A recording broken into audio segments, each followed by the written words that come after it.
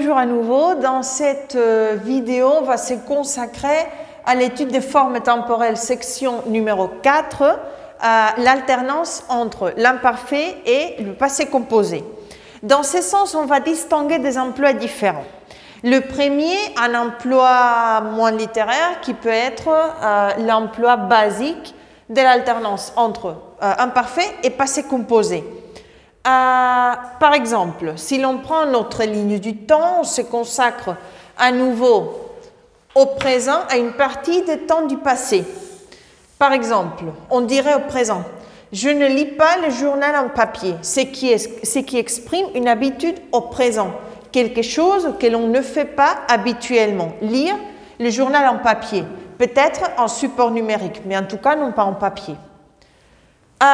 Voyons la différence avec « j'ai lu un journal en papier », c'est-à-dire une action ponctuelle. Par exemple, samedi dernier, l'été dernier, dans mes dernières vacances, j'ai lu un journal en papier. Voilà un des emplois canoniques du passé composé, l'action ponctuelle. Mais on peut également dire « on lisait des journaux en papier », un moment indéterminé du passé, tandis que l'action exprimée à travers « je lis un journal en papier » est bien définie à un moment précis du passé. Mais on lisait des journaux en papier, c'est un moment pendant une période de temps indéterminée au passé. Donc on exprime à travers cet emploi de l'imparfait une habitude au passé.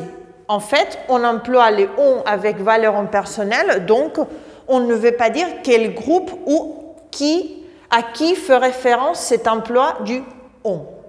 Voilà en ce qui concerne les repères temporels de la distinction présent, passé composé, imparfait. Mais quand vous avez l'un des grands aspects où l'on fait la différence entre imparfait et passé composé, c'est dans les récits, dans un emploi plus littéraire, fictionnel ou non fictionnel. De ce point de vue, on va prendre comme point de départ à nouveau notre ligne du temps, même section, le présent et une partie du passé.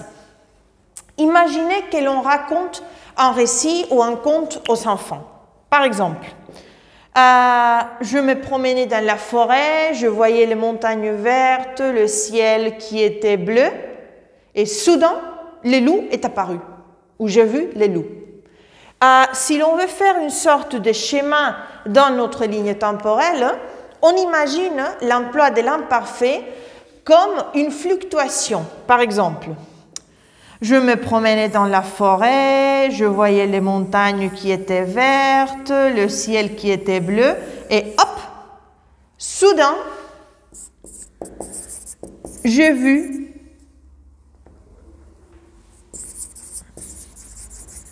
les loups.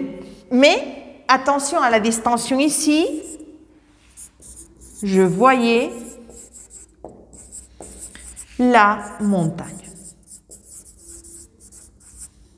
Donc, voilà le premier point de distinction entre l'imparfait et le passé composé.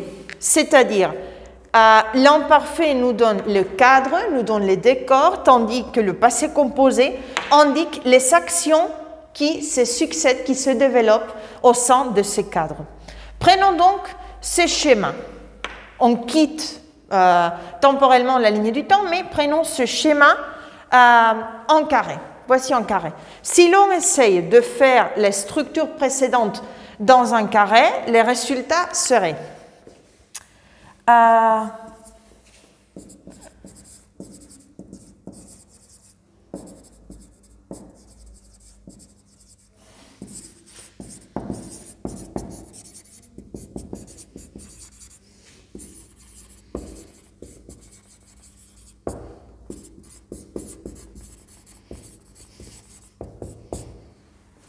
voilà.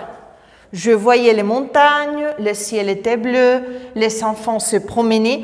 On arrive à imaginer, c'est une sorte de description de ce qui se passe dans les récits. On arrive à imaginer le cadre. Mais, soudain,